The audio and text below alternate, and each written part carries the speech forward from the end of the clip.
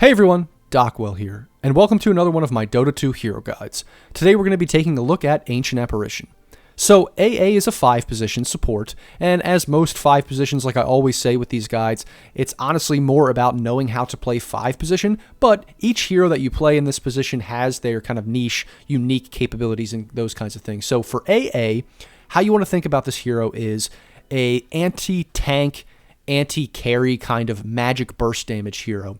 Because really, AA doesn't offer very much control. Like, he has a stun, sort of, but not really. It's kind of weird to use, and we'll take a look at that. He has a slow a little bit that enhances magical damage, which is pretty good.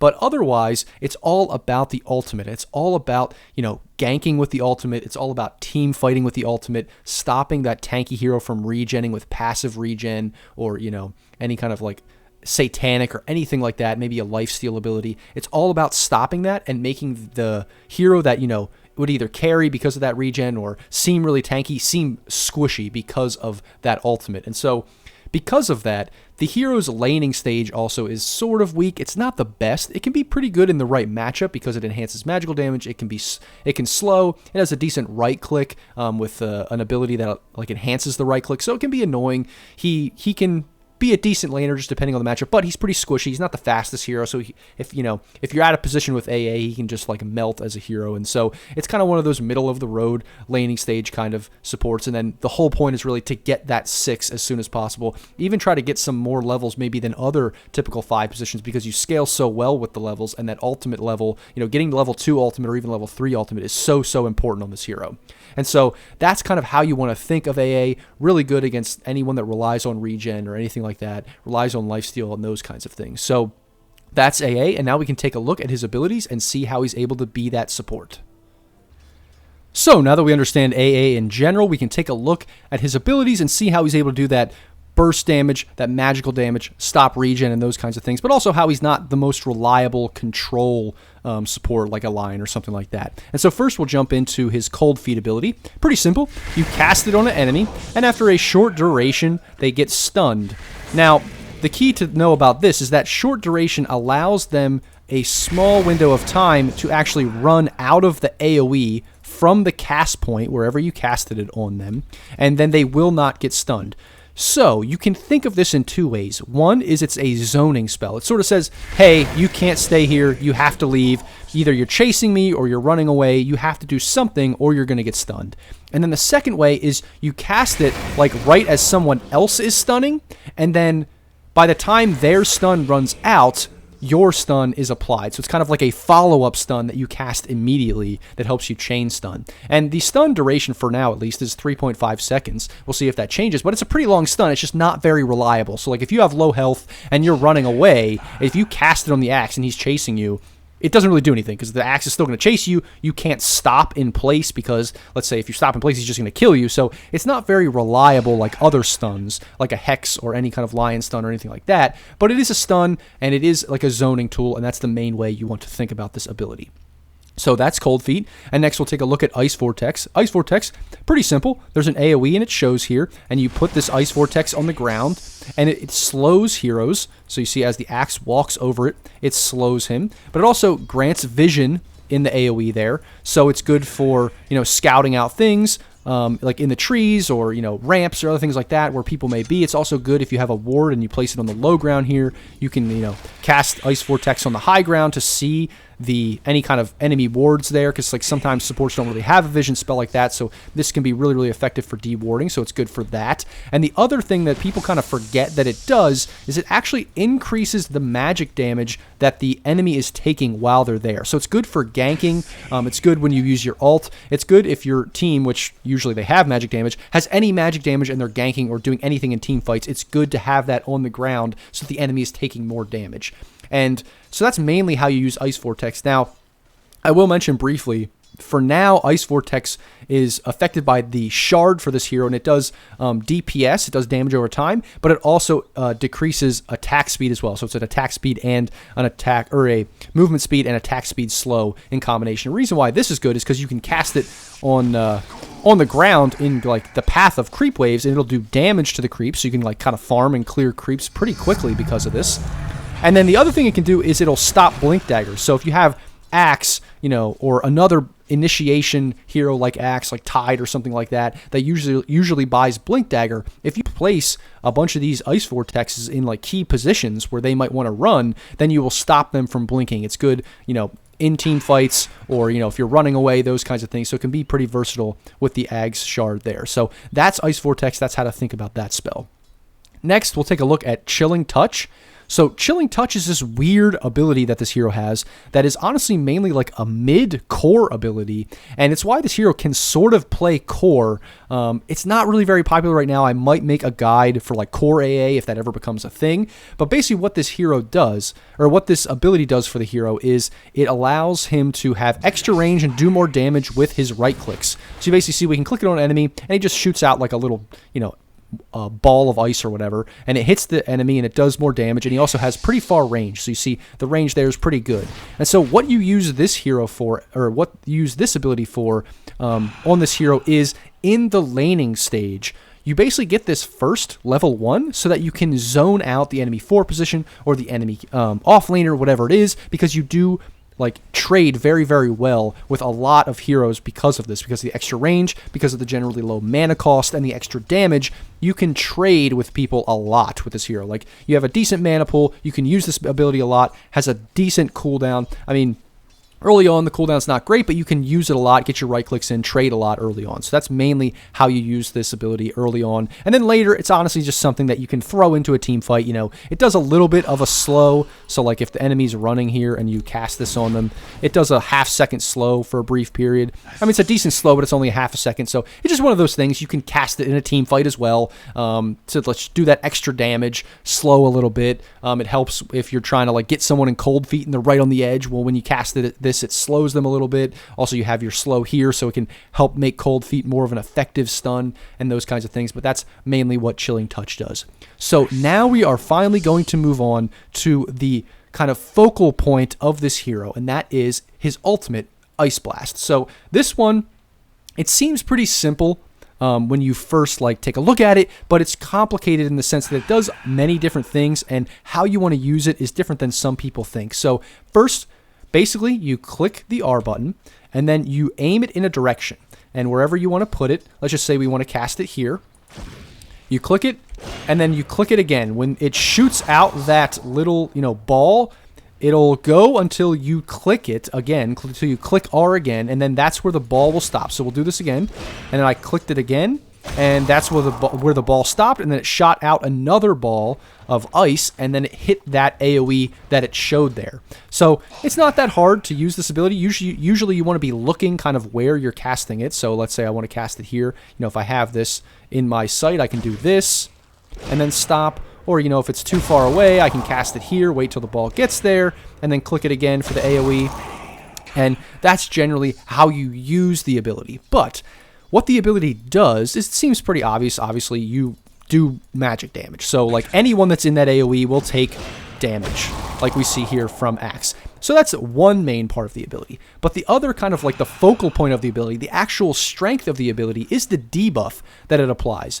It's called Frostbite, or it's Frostbitten when it's applied. And what that does is it stops all regen for the enemy. So we see this, he has 9 regen, but he's not regenning at all. So even if we bought him Heart, he still would not regen. So we can refresh this, and we'll do this. And we'll buy him Heart. And we see he's still not regenning at all, despite having Heart. We'll refresh again. And then, in addition to that, there's also a kill threshold that's a percentage of HP. So we'll use this here. I'll actually use it on him a couple times to get him low health. So he's like half health. He's not regenning, but he has a decent amount of health. Actually, if I just buy him a bunch of hearts, he'll die. Because now he has more HP, but his total HP is going down, and so the percentage decreases to the point where the kill threshold is passed, and he actually is dead.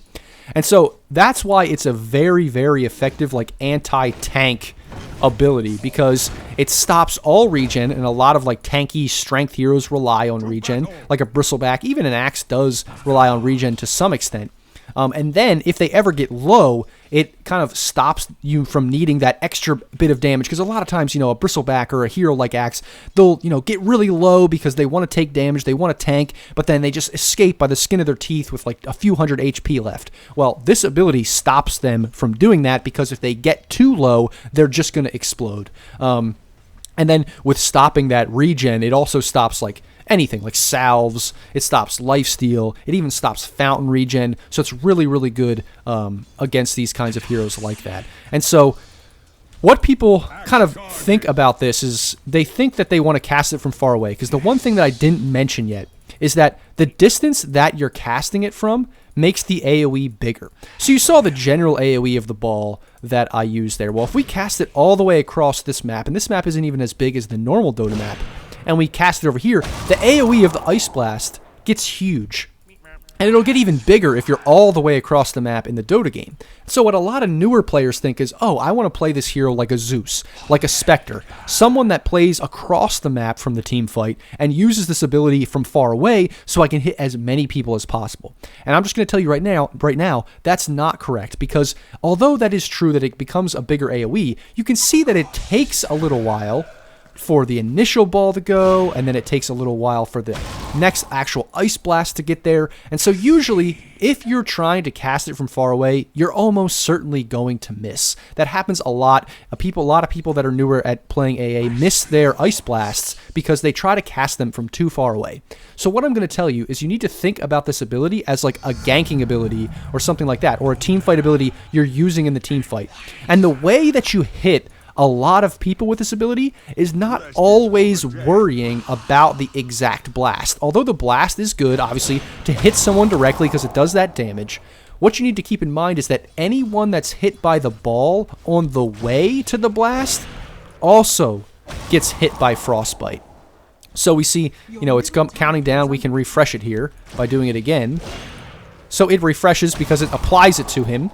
So that little ball that hit him on the way, although it didn't do that burst magic damage in the AoE, it still applied the good, basically the debuff that allows him not to regen, and the debuff that makes him explode if he goes below a certain percentage of health. So that is how you want to be thinking of this. Yes, you want to cast it on people, like if you're ganking one hero or something and you're going with someone else that has a stun, you want to use this on him, use that on the ground, use your abilities, get him a stun there so that he can take all that damage. But in a team fight, sometimes you want to cast it on multiple people, so you'll make it like miss this guy, miss the other guy here, but it hits them through, and then the blast hits the backline person. So it'll hit 4 people, but the blast only hits, the back 2 or something like that. So that's just something to consider with this ultimate, that you don't want to be far away. You want to be in the team fight because you can hit multiple people with the debuff, even if you only hit like 1 or 2 people with the actual blast. And then you also obviously are able to cast all of your other abilities from pretty decent range when you are actually in the team fight and you're not all the way across the map, because obviously this can be a good follow-up stun. When you cast this down before you hit the Ice Blast, or even you can actually use that delay like this to cast it on the ground before the Ice Blast hits. And then also with this Chilling Touch, with the slow and the damage, it's just, you want to be able to cast all of these abilities in the team fight as well. So you want to be in the team fight. Obviously, you don't want to be melee range. You want to be far back. You want to play like a ranged support. You are very squishy and you will die, but you do want to be in the fight. But the main thing is you want to be able to get off this spell either on the key hero or the key heroes in order to help win the fight. And he can, honestly, AA can do the most damage in the team at the end of the game if you're playing him correctly and if you land a lot of your Ice Blasts, especially because this has a generally low cooldown. We'll see if that changes because it is so strong and this hero is pretty strong this patch, but we'll see if that changes. But generally it's decent cooldown and it's what makes the hero good. So that, I think, is everything about AA and AA's abilities, everything about Ice Blast as far as I can remember, and that's kind of how you want to think about that ability and how to use that ability, mainly in ganking, in team fights, and then using everything else as follow-up and those kinds of things. So that is AA, those are his abilities, and now we can jump into a game and see how to play him in-game. So now we're jumping into a game here of Insania playing AA, and obviously playing the 5-position AA, and I just want to watch this replay because it's so good in just so many different ways with how AA is played, and also just how good Insania is playing the 5 position in general. So first we see, obviously, he took Chilling Touch level 1, like I said, and watch what he does for the first few minutes here.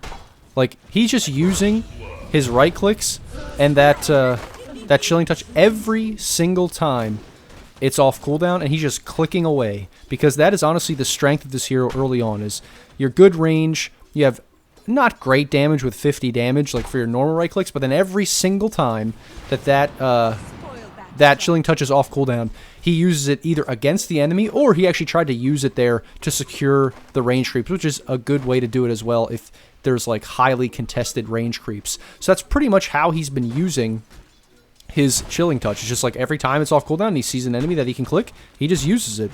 So he generally now is just kind of playing the lane as it should. He's trying to stop the pull, he's trying to stop the stack, and then he goes over right at the perfect time to stack the small camp at 2 minutes. And this is just something I think that I want to harp on for support players in general, is that I've said it in replay reviews and things like that. We'll go back 10 seconds here and pause before we get to this small little fight. But, yeah, just something that I've said in replay reviews before, but as a 5 position, you want to be, 1, making sure that the enemy isn't pulling, and 2, pulling, and if you can, stack pulling your small camp, and make sure that obviously the enemy isn't pulling their hard camp. And it's just one of the most important things for 5 position. We see him doing that here flawlessly. And now, it looks like we come into, well, why is he invis there? That's kind of like weird. I don't know why he's invisible, but we come here and we see basically, he kind of just goes in and he uses his abilities. He thinks he's a little stronger than he is, and you see how he can be squishy if he's out of position.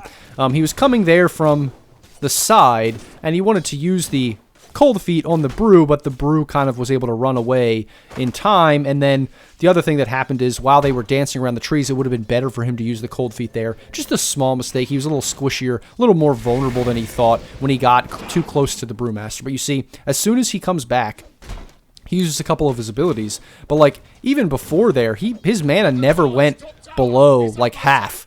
And the only reason why his mana is even that low now is because this costs 125 mana. But the 30 mana that this costs early on, we'll see if that changes. That may change with a patch. They may increase it or something like that. I'm not sure. But we'll see with that mana. He just doesn't have mana problems early on using this ability. Now, we see that he's trying to stop the stack and stop the pull, which is really good. But he gets very, very close to dying.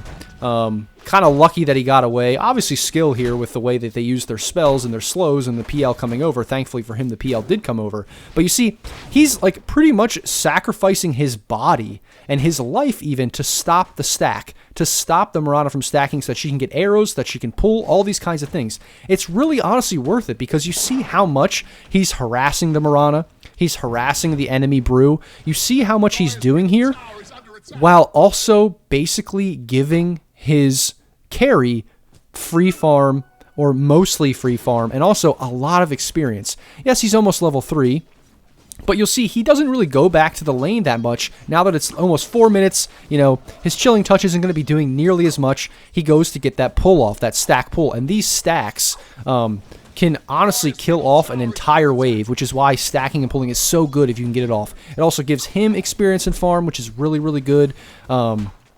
We see it's not even like halfway killed, and the stack isn't even halfway done, and he denied an entire creep wave, gets the next creep wave in here as well, and is getting some last hits, some much needed gold and experience for himself. Meanwhile, the PL is just basically free farming the lane, has all that lane experience to himself. It's really, really good for him and for his PL. His PL is a whole wave and like a half or something under tower. He uses some of his mana here to harass the Brew back, and now he says, okay, my job here is largely done. I did what I needed to do for that portion of the laning stage. It's almost the minute mark. Let me go stack. And this is something Insane is really, really good at. It's why he's one of the best supports, honestly.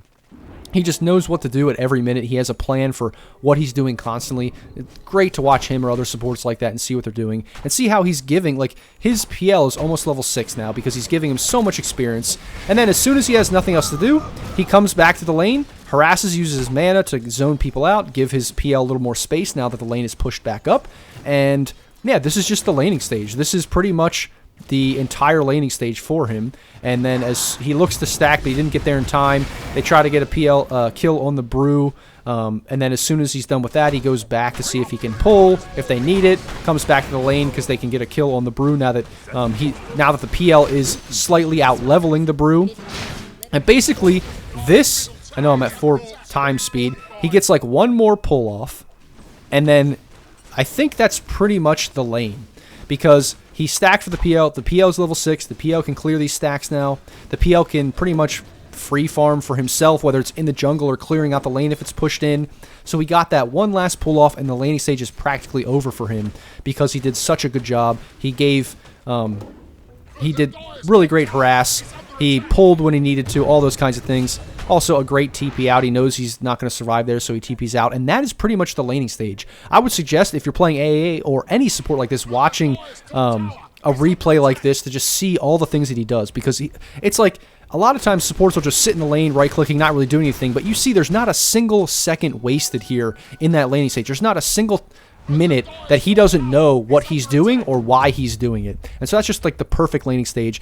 I think it's a great laning stage to learn not only how to play AA, but support in general. So next I want to show you how AA can be kind of effective with the spells that you need early on. I mean, he's only level 4, and they get this gank on the Medusa here.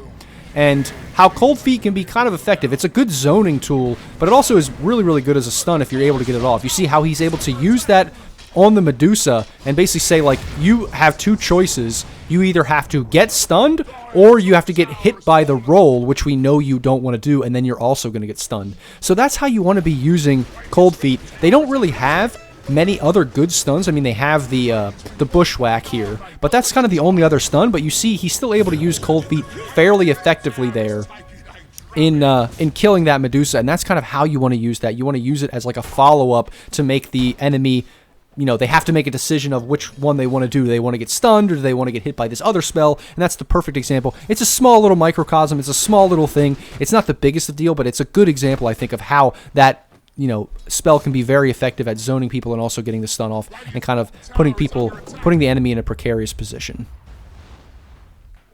So this next clip is something that I want to show you. It's not a huge deal, but basically the AA is just standing behind the Pangolier, just kind of either waiting for a gank or waiting to turn a gank, something like that. And they haven't seen like anybody on the enemy team for quite a while, so they're not sure if they're smoked. Maybe they're doing Rosh. They're a little bit behind. And what he does is he sends his ultimate to the Rosh pit to scout. Now, obviously, the Hoodwink was there to scout as well, but that's just the little thing that I wanted to show you that is something that you can do with this hero. The cooldown of your ultimate is so low that if you don't think a team fight is happening immediately and you're trying to scout Rosh, using your ult is something that's really, really good because you can know if they're not doing it, and if they are, landing that ult on all of those heroes is really, really good. So I didn't really want to talk about this team fight. There's not much to see there from AA's perspective. But just scouting Rosh is something you can do. Just know that, and it's something that's very, very good. It's kind of a center point for AA because you can land that Ice Blast on so many heroes when they're doing Rosh or if you're scouting it. So next we're going to take a look at this team fight. I just kind of want to watch the entire team fight from start to finish. So they're smoked up. The enemy actually has Aegis, so they know they're going to fight this tower. And he uses his ultimate on a BK Bead Ember, so it's not like the best ultimate. His ultimate's not the best this game. There's not like any kind of super high regen hero, and it's not the best against Medusa either. But I just want to show you that despite the ultimate not being that important, look at how effective all of his other spells are. Like, if he was not here doing this with his Cold Feet and all of these Ice Vortexes and Chilling Touches, they would not win this fight. Medusa dies, and Medusa's one of those heroes that wants to stand her ground. But look at this, like, Cold Feet, dude. I think Medusa has been stunned by Cold Feet like 6 times in this team fight. And, like, the only reason she doesn't get Cold Feeted again is because AA has no mana, and she dies before he can get mana enough to Cold Feed her again. Like, I think Cold Feet literally single-handedly killed the Medusa. Now, obviously, it didn't do all the damage. PL did the damage, of course. But, like, without AA being there and enhancing the magic damage, doing the Chilling Touch, and having the Cold Feet on the Medusa, like, every single time it was up, and just stunning her constantly, they would not have won that fight. And I think that I just wanted to show you that entire team fight because that is the perfect example of why you want to be in the team fights. Now, see, he stood back. He was high ground the whole time. His spells are long cast range, of course, but he was able to cast all of his abilities so many times in that team fight because they're so low cooldown that he did so much in that fight. It was like basically, now obviously everyone else did stuff, but it was him and PL at the end killing the Medusa full to 0 there because he was able to, you know, freeze her in place constantly and be so annoying with the spells. And so that's what you want to do. I want you to not just focus on his ult, even though his ult is so good, but also know that in a team fight you can be very, very effective with his other abilities. So the last thing I want to show you here is basically how to think about using your Ice Blast and how you don't always have to land it on like the most important hero or whatever. You can just try to cast it at a good time when you land it on a ton of heroes. And that's exactly what he does here. He doesn't cast it immediately. He sees a time where everyone's kind of lined up, and he hits it on basically 4 heroes. I think Mirana is the only one he doesn't get. Now, obviously, Brewmaster's a little weird because he has that weird form, so it doesn't really count there, but he still hit it on 4 heroes, which makes it really annoying. It's kind of like you underestimate how much damage that ult does, but when you land it on 4 heroes like that, it is so effective. And here we see him being extremely annoying again with all of his other abilities in the team fight, just like last time. And so that, I think, is just basically everything with AA. That's basically how to play AA in team fights and everything like that.